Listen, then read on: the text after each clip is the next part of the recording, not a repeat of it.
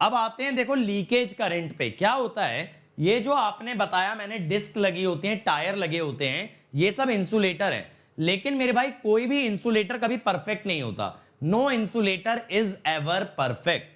जब कोई भी इंसुलेटर परफेक्ट नहीं होता तो कुछ ना कुछ करंट लाइन से जाता है टावर में। आप कहोगे सर दिक्कत क्या है? दिक्कत मेरे बंधु ये है, ये लाइन जब मैंने बनाई थी तो ये लाइन मैंने ऐसे करंट ले जाने के लिए बनाई थी, ना कि टावर में। क्योंकि जो भी करंट टावर में गया वो वापस कहां चला जाएगा? ग्राउंड में चला जाएगा। कहां निकल जाएगा ये? ग्राउंड में।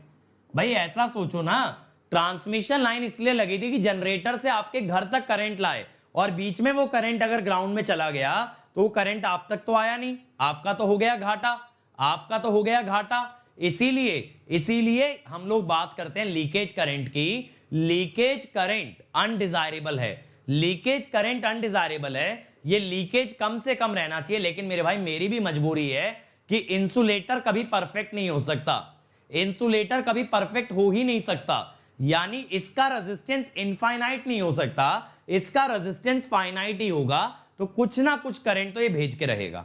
आप कितना भी रोक लो, कुछ ना कुछ करंट ये भेजेगा, और that current is called as leakage current. अच्छा अब देखो एक पॉइंट समझना सबसे पहले कि भाई ट्रांसमिशन लाइन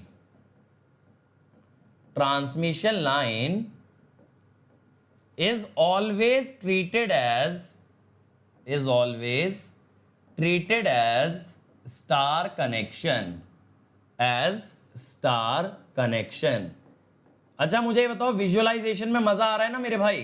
कि plain whiteboard teaching better है? अब बताना, आज के लेक्चर में बताओ, मैं आपको लिख करके भी समझा रहा हूं और कुछ चीजें मैं आपको विजुअलाइज भी करा रहा हूं। ये मेथड बेटर है या व्हाइट बोर्ड पे हर डायग्राम ड्रॉ कर करके हौले हौले हौले हौले पढ़ते रहो, एक छोटे से टॉपिक में 8-8 10-10 घंटा लगा दो? तो इसको हमेशा स्टार कनेक्शन की तरह ट्रीट किया जाता है। ऐसा इसलिए, ऐसा मत सोचना लाइन स्टार में होती है, ऐसा इसलिए, मान लो लोड जैसे मान लो स्टार है। अब ये मत कहना सर प्योरली रेजिस्टिव लोड क्यों ले लिया, एग्जांपल है। अब देखो ये दिख रहा है ना, ये सीरीज आ गया, ट्रांसमिशन लाइन और लोड सीरीज आ गया। तो अगर लोड स्टार होता है तो ट्रांसमिशन लाइन उसके सीरीज में आ जाती है, इसीलिए ट्रांसमिशन लाइन को भी किस तरह से ट्रीट किया जाता है? As star connection, as star connection.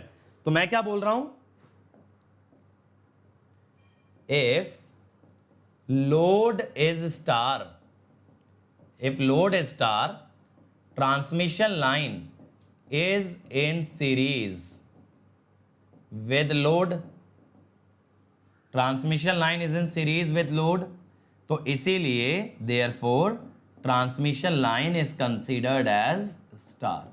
ये रीजन आपको कहीं नहीं मिलेगा, ट्रांसमिशन लाइन को डायरेक्टली स्टार की तरह यूज कर देंगे।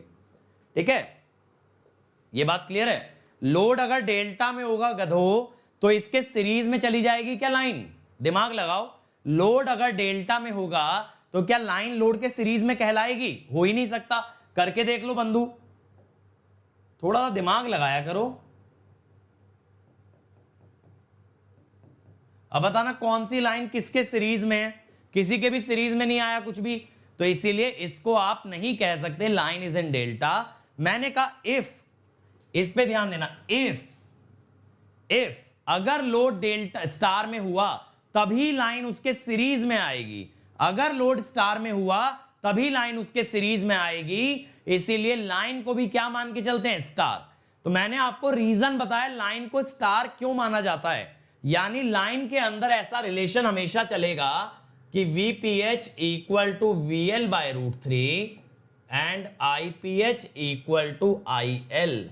ये रिलेशन हमेशा चलाना है, इतना दिमाग के अंदर बिठा लो। न्यूमेरिकल में ये आपको हर जगह लगा मिलेगा। मैं बस आपको इसका रीजन समझा रहा हूं, मैं सिर्फ आपको इसका रीजन समझा रहा हूं कि लाइन को स्टार क्यों मानते हैं। इसका लोड से कोई वास्ता नहीं है। मैंने बताया अगर लोड स्टार में होता तो लाइन भी इसके सीरीज में आ जाती। तो लाइन को कैसे ट्रीट किया गया?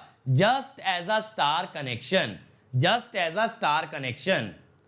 अरे मेरे भाई तुम लोगों को कैसे समझाया जाए, तुम एकदम ही गधे हो।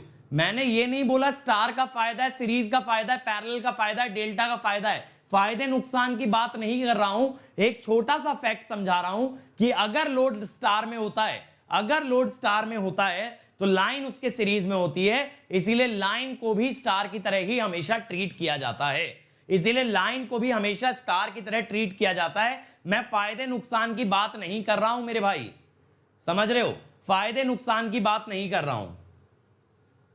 अब देखो voltage, voltage between line and ground, ground और लाइन के बीच का वोल्टेज कितना होता है, ये होता है VPH। लाइन और लाइन के बीच का तो VL है, लाइन के लाइन का बीच तो VL है, और लाइन और ग्राउंड के बीच में होगा VPH। तो ये लीकेज करंट कितना होगा, लीकेज करंट देखो इंसुलेटर और टावर से होके जा रहा है, तो मैं कहता हूं VPH by R insulator plus R tower. लेकिन भैया टावर तो मेटल का बनता है, इंसुलेटर का रेजिस्टेंस इसीलिए ज्यादा होगा, तो VPH by R insulator. Always insulator का रेजिस्टेंस टावर से ज्यादा होगा, टावर से ज्यादा होगा, तो VPH बाय R इंसुलेटर। तो इसीलिए क्या होता है, इसीलिए क्या होता है, मैं यहां लिख देता हूं आपके लिए कि भाई to keep I leakage constant, अगर आप चाहते हो लीकेज करंट ना बढ़े तो जैसे जैसे वोल्टेज बढ़े R इंसुलेटर भी बढ़े।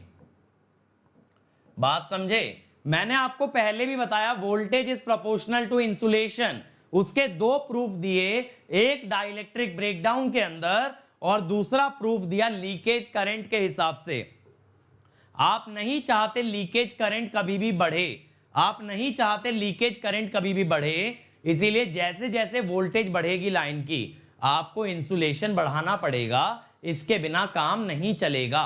You always have to increase the insulation, increase the insulation.